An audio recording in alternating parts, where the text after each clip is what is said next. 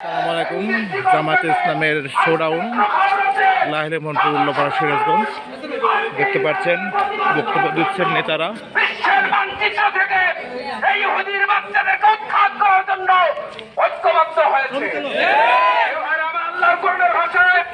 প্রত্যেকটা ভালো কাজে আমাদেরকে ঐক্যের ডাক দিতে হবে।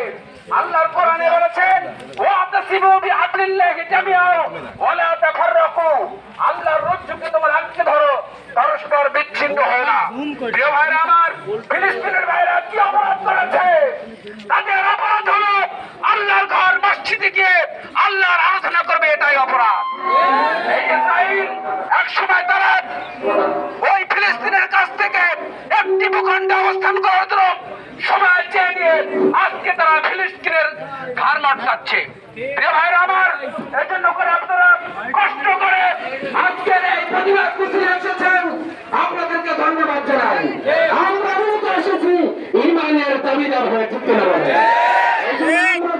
অংশগ্রহণ করতে না পারলেও আমাদের অন্তর থেকে এই মুসলমানদের জন্য আল্লাহর কাছে প্রার্থনা করবো, যাতে করে সারা পৃথিবীর মুসলিম দেশগুলো ঐক্যবদ্ধ হয়ে আমরা আন্দোলন গড়ে তুলতে পারি।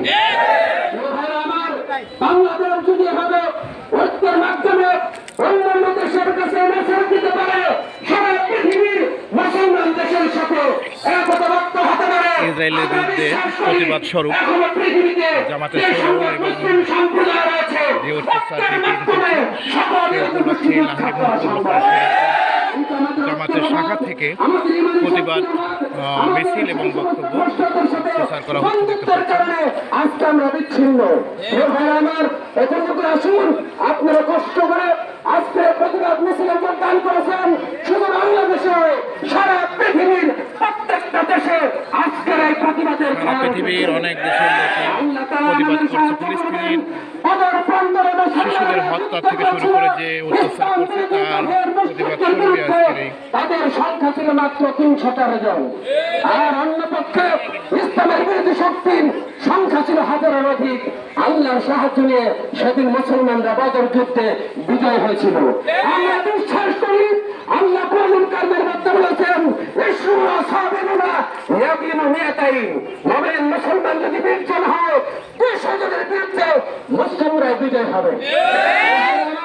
আমরা বিশ্বাস করি আজকের সারা পৃথিবীতে প্রত্যেকটা রাষ্ট্র যেভাবে প্রতিবাদের ঝড় তুলেছে, সময় বেশি দূরে নয়, ওই ইসরায়েলের ভূখণ্ডে নাস্তানাবুদ হবে, মুসলমানরা বিজয় শক্তি হিসেবে পৃথিবীর মানচিত্রে মাথা তুলে দাঁড়াবে।